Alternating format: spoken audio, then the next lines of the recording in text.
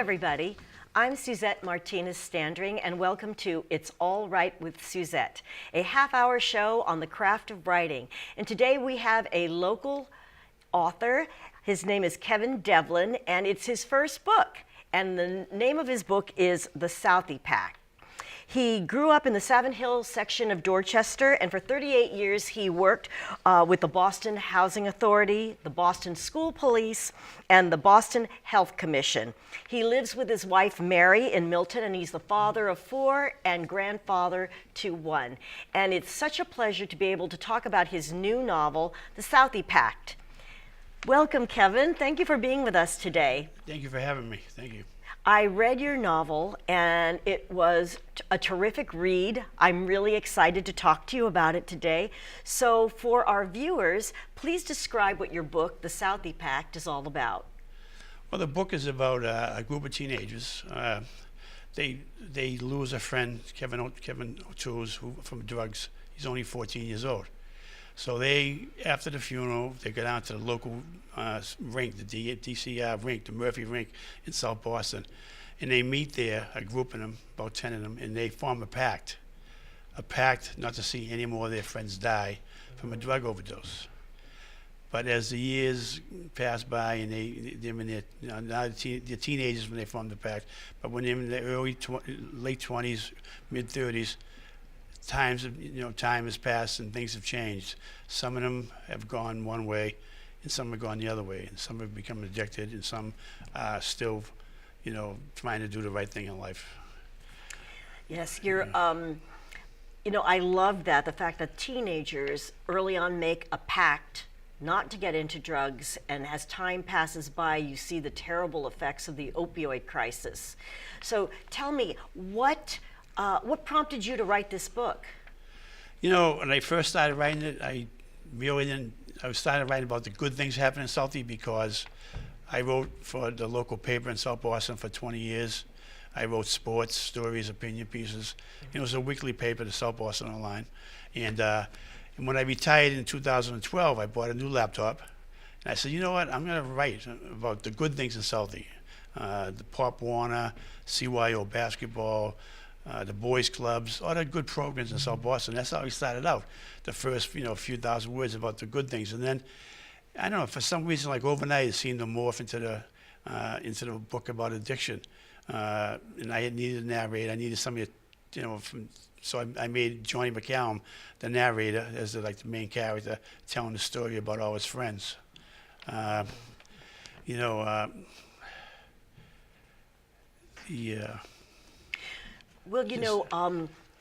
what I found so interesting about your book is that you attack or you confront the opioid crisis in a very personal kind of way. First of all, it gives you such an overview of the Southie culture, children, and the toll that it takes on everybody. And from this perspective of, his nickname is Johnny Mac, right. In the book. And what message are you trying to send about the opioid crisis through your book? I'm just, I show how much heartache there is in different characters, and I can't get into any detail about what happens to the characters, but it shows the heartache that people go through, the people that are left behind. Yes. The mothers, the sons, the daughters. And also, I think, a message of hope that this battle can't be fought and won, but we just have to keep focused on the fact that we need to, not treat addiction as a disease and not as something that we need to turn around and say, use that word junkie, say that junkie's no good. You have to be empathetic to their cause because, let's face it, all those addictions, it physically changes your brain. I mean, it's not like it's like whatever. It's just a real bad thing where people's physiology has changed, and they do need help like any other disease. Yes. Yes, you're so right. And as an author, we all draw from personal experiences, and we try to imbue our pieces with what we've seen, what we've observed, maybe what we've even gone through. And I know that this book is dedicated to your godson. Do you want to talk a little bit about, the personal part that the opioid crisis has played in your own family? Yeah, my godson was very young. He was 34, but he was found dead in a hotel room.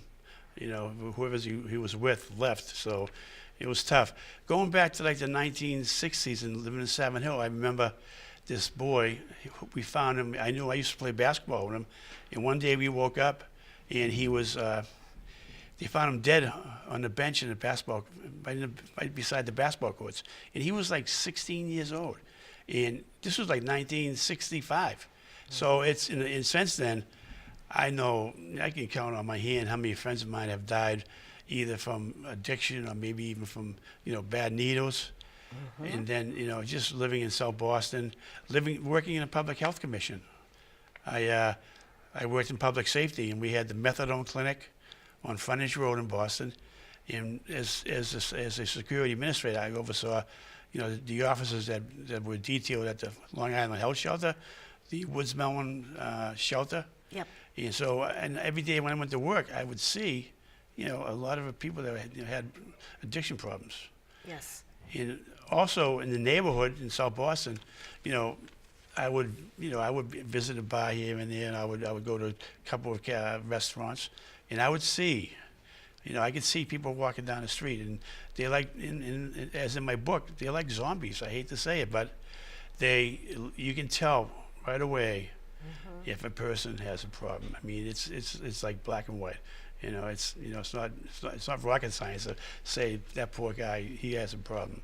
And you mentioned earlier that the drugs nowadays are so addictive and so powerful that they literally change a person's physiology. Right. And it's very, very hard to kind of break that cycle of addiction.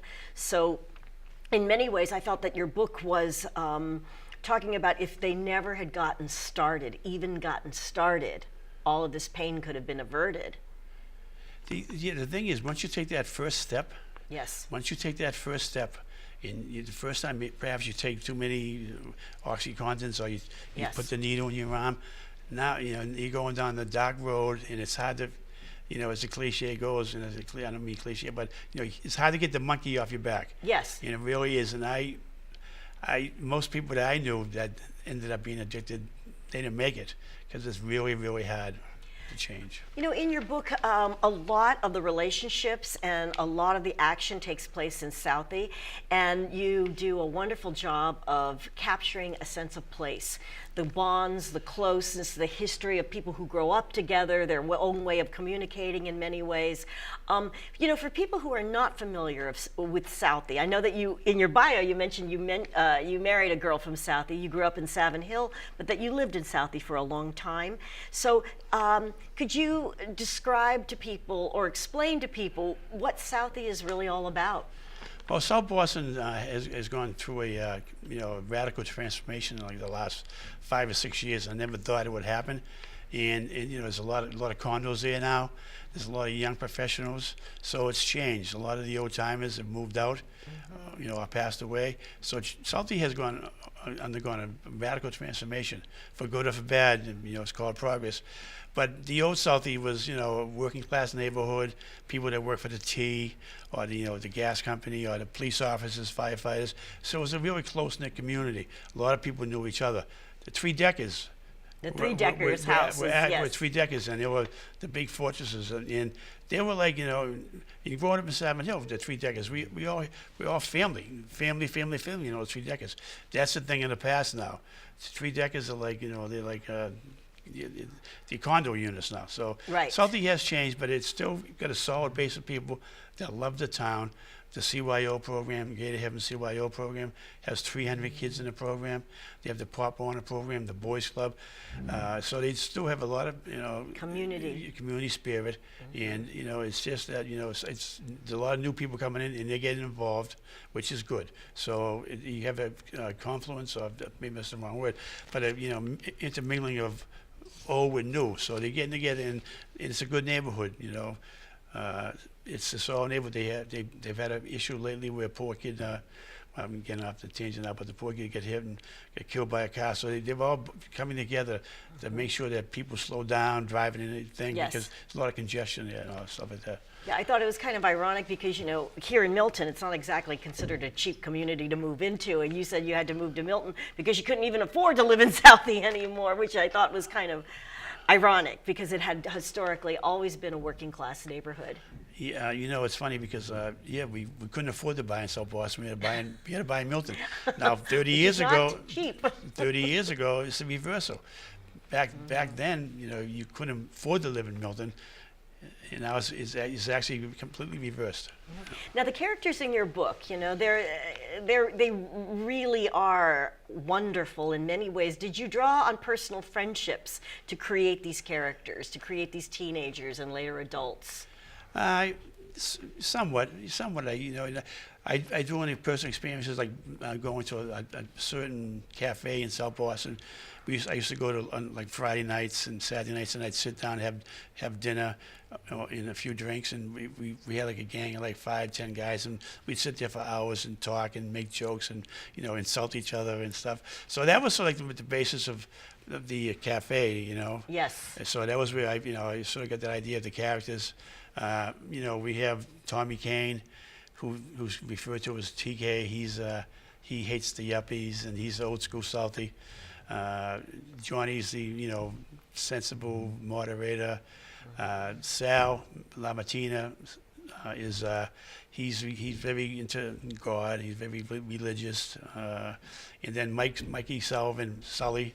He's the jokester, he always wants to tell jokes and stuff. So they also like compliment each other. They do. And they try to keep, TK, who has a temper. He doesn't like the drug dealers. He doesn't like the yuppies, and he's just a person who just tells you the way it is. And that sometimes his mouth gets him in trouble. Yeah. Yeah. Well, the dialogue that I found to be comical and witty and desperate at times, mouthy. Some of the characters are very mouthy, but in a really kind of funny way. And I really I thought the dialogue was very realistic, and it drew you into the story as if you were sitting there listening to these people really converse with each other. And it made, for me, the characters in the stories so much more lifelike and very empathetic toward what was going on with the drug crisis and the cancer of opiates, and you're watching people, really slip into that abyss of addiction.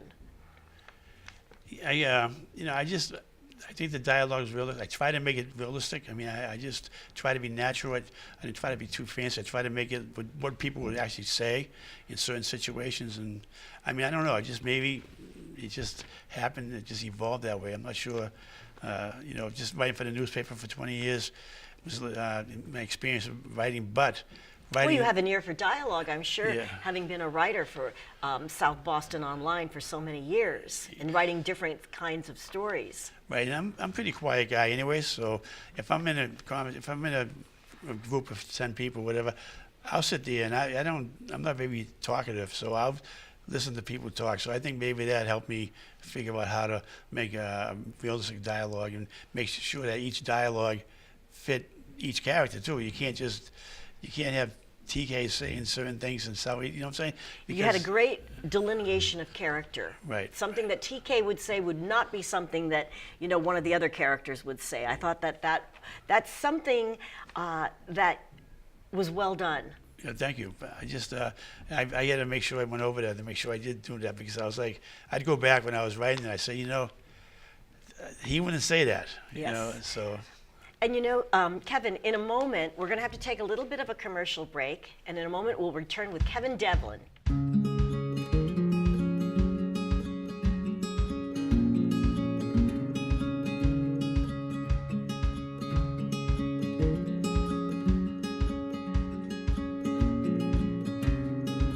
And we're back with Kevin Devlin, author of The Southie Pact, a great novel about the opioid crisis with South Boston and its characters as a backdrop.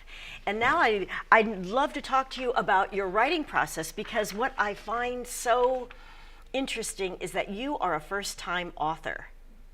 and you are a self-taught writer, which I think is encouraging to a lot of people who have an idea about a book, would love to write, but they're always held back by the idea of, well, I don't have a credential in writing necessarily, I don't have a degree, all that kind of stuff. And yet your first time book was really on point with great dialogue, a definition of characters, a story, and a powerful message. So I would like to ask you how you went about that, how this book even developed. Well, like I said, I did start out by trying to write about the good things in South Boston, Yes. but as it just sort of morphed overnight into, writing about addiction. It took 2 to 3 years, 4 years to write the whole thing. 4 years to write the book. Yeah, because, well, you know what I did? My daughter would help me. She went to USC. She was a Boston Latin student. She went to the University of Southern California for the School of Theater. So she's in LA now, and she just got an Emmy. She received an Emmy. She received an Emmy for short form animation of Fantastic. Robot Chicken. It's Seth Green. So she helped me. She'd come home, April vacations, and we'd work on the book for a week, and she'd give me some ideas. And then what I would do is I would go back and I would read books on how to write a book. I would read James Patterson novels, mystery novels. And I read Stephen King's style of writing. How he said, I did too. Don't use adverbs. And I was like, okay, I'll go back and I'll get rid of the adverbs, and it made sense. I also I read this book by Marcus Zuzak. It's called The Book Thief. Oh yes. And it's about a girl during Right. World War II. She's in Nazi wartime Germany, and they're hiding a Jewish refugee in the cellar, and she's bringing him books to read. But the writer uses death as the narrator. And the personification he used in the book, I was like, wow, this guy, what a great book. So I some of my style, I try to use personification to, make a point about anger, despair. Oh yes, right. Stuff like that. So, and I would read mystery novels and just different books just to see how people actually structure the structure, the format. Right. I think that's wonderful. In fact, many great writers say in order to write well, you have to read a lot, because I think by osmosis you pick up how people do it, their style, and in the beginning perhaps one emulates someone they really like until they develop their own style.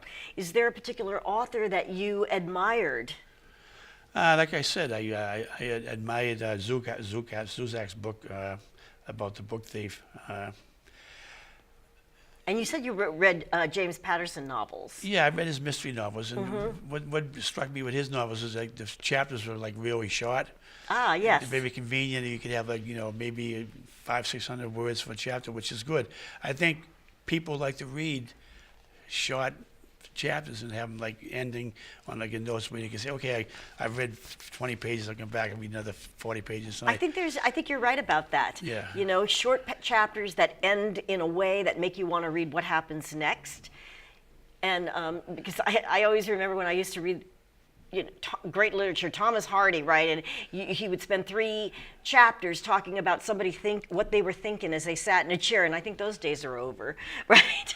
And so it's very interesting to keep the plot moving, and I liked your book for that reason. Thank you. I tackled it, and it was really easy to get through. Yeah, it's not like reading Churchill's history of World War II, but I mean, you're right. The like Charles Dickens, 10 pages of describing the house and the tree.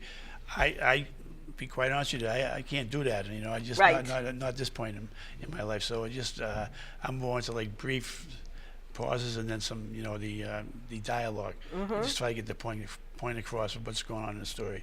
And I think it's wonderful that as a writer, and especially a first-time novelist, how you were able to that you're self-taught, that you would do this just by reading really great books for structure and having a keen eye for that kind of thing. I think that's really encouraging to a lot of people. Now, how did you go about creating? I am really interested in the dialogue, because I think that the dialogue is, the conversations are something that you really only find in Boston and the Boston areas. And you and I were talking earlier about how the way they talk in the book is very common to Dorchester neighborhood, Savin Hill, South Boston, and all of that. So can you talk a little bit about capturing that kind of dialect? I mean, I lived in the city all my life. Like I said, I grew up in Savin Hill, and I moved to South Boston, so I've been a city kid all my life. I refereed basketball games, so I traveled all throughout the city. But just, hanging around with a group of guys in Savin Hill and a group of guys in South Boston, and just like listening to how they talk and how people interact with each other. It's sort of like it's been my whole life. I've lived there my whole life. So when I did create the characters, I wanted to make sure that what they were saying was what people would actually say, and not say, like things that they wouldn't say and it wouldn't make any sense, because people don't talk like that. Exactly. Exactly. Yeah. That's so true. Yeah. I think dialogue is very difficult to do, because sometimes when I read other people's writings, in my mind I'm saying, I don't know that they would use those words, or I don't know that that's the way a conversation would go. But it seemed very, very organic the way you did it. Thank you. But what I did was I'd go back and, like I discussed earlier, I'd go back and say, well, Tom TK wouldn't say this. You can't have like one guy talking one way. You got to have each character talk the way he'd talk. So that you're defining each character, like sort of breaking them down to each person. Because like TK was like a roughy sort of kind of guy who would want to start a fight because he didn't like the yuppies or whatever. So you had to be realistic in what they would actually say. There is a scene when TK gets arrested by the police and they're interrogating him, and he's very mouthy with them, but it's comical at the same time how he's kind of bold and brash with them, and the dialogue really did seem like something you would see in a TV series or a movie. And speaking of that, your daughter won an Emmy for animated shorts, correct? Animated short form, right? Animated short form. And she's in LA, and she's interested in, what is it, writing a script? She's going to write a screenplay for it. Writing a screenplay. And, one of my friends tells me that so much about screenwriting is about dialogue, and there's a lot of great dialogue in your book. So tell us a little bit about her project, wanting to make your book into a possible movie. Yeah, she's been pretty busy lately. She goes and does a lot of like live comedy in different comedy stages in LA, and she's been writing some scripts and some stories for a couple of different companies, and she's just waiting back on a couple of offers, hopefully. But she's still busy. It's frustrating. It's tough because, it's tough in LA to make it big. And she did well she got the Emmy. She's happy, but she has to, she needs a few more breaks to keep on going. And your book might be one of them. My book might be one of them. And you mentioned about a revision that she wants to make. Oh yeah. To the plot. Yeah, she wants to make the narrator, Johnny. She wants to make Johnny a woman. She wants to have the woman be the lead character. She thinks it would be more appropriate, just because it needs to be done. That's what she feels that way. So. Well, I think it would. Yeah. I think that would be a great idea. I mean, all of your characters are very defined, and they all play a role. And certainly Johnny Mac, I love his nickname, could be replaced by a woman. You're right. And that would make it more interesting, because I think the majority of your characters are male in the book. Yeah, we have Kaylee McDonough, right, and then Pam and Deirdre Monica. That's true. So there are some other, but I started a sequel to the book in October. Yes, a sequel. But it's a lot different. Johnny's still the narrator, but the two main characters in the book are women. They're two sisters. One has a problem, and the other one's a doctor.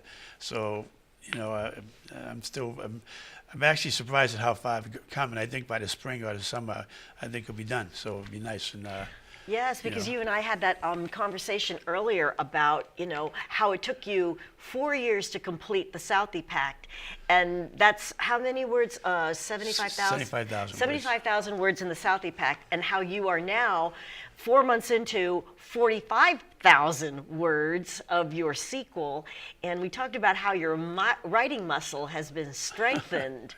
Well, you know what's funny is that I'm surprised myself that how much I've done, and I'm really, really very happy about, I'm thrilled that I'm doing so well. I'm not trying to, I can't brag about it, but it just seems that now I'm just writing a scene at a time.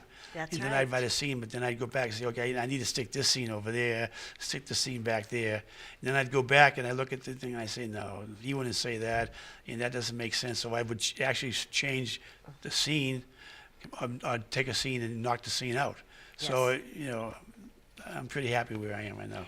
Kevin, what's your writing rhythm? Is like for me, first thing in the morning is my freshest time for writing. It's when I'm most creative. How about you? The morning's my best too, because I wake up and I think by the time I'm waking up, sometimes I wake up and I'm thinking, maybe I'm thinking when I'm sleeping that, oh yeah, I got to do that. Oh, that's a good idea. Okay, now I wanna. That's what I have to do now. So when I'm sleeping, I sort of wake up and say, oh, geez, that's good. It's like a revelation. Like a light bulb goes off in my head, and I'll go downstairs. And I like to write in the morning. I do like to write in the morning. For how long? What's your writing zone? 2-3 hours maybe. Mm-hmm. Yeah, just like me. Yeah. Mm-hmm. And I like it to be uninterrupted at all possible. Yeah. Otherwise, you just get jarred out of your zone, right? Right. Yeah. Now, you're going to be speaking at the Neighborhood Club in Quincy, and I know that the Milton Women's Club has scheduled you to talk at the Milton Library on March 19th around 1 o'clock, and that's going to be open to the public. So do you have a website, or how can people reach you? I don't have a website per se. I can give my telephone number or my email address. What's your email address? My email address is kdevlin. Kdevlin. 444. 444. @gmail.com. Kdevlin444 @gmail.com. Right. Yes, and I know that you're already starting to do quite a few local appearances. Now, where can people buy your book? The book's available on Amazon.com. You're self-published? Right, I'm self-published. Mm-hmm. It's a paperback, and there's also a Kindle available too. All right. And the next time around, are you going to continue to be self-published? Well, the problem is, it's tough to get a literary agent and to get a publicist. I guess I was told it costs like a lot of money. Mm-hmm. So I mean, I can't afford to spend $25,000 to get a publicist to try to promote my book. And I would like to. I have sent overtures to local companies, but it's just it's tough when you don't really have a big name for yourself. Yes. Really... But I have to tell you, your new book has gotten a lot of great reception, a lot of great local reception, and it wouldn't surprise me if it continues. And I really want to thank you for being here today, and I hope people run out and buy your book, The Southie Pact, because it is very well written, and it gives people a great insight into South Boston, especially the message about the opioid crisis, and it captures the culture and the characters of Southie, and I really thank you today for being with us. Well, thank you. I appreciate it. I really do. I really do, from my heart. And we will see you the next time on It's All Right with Suzette. Thanks for being with us, and thanks for being with Kevin Devlin today.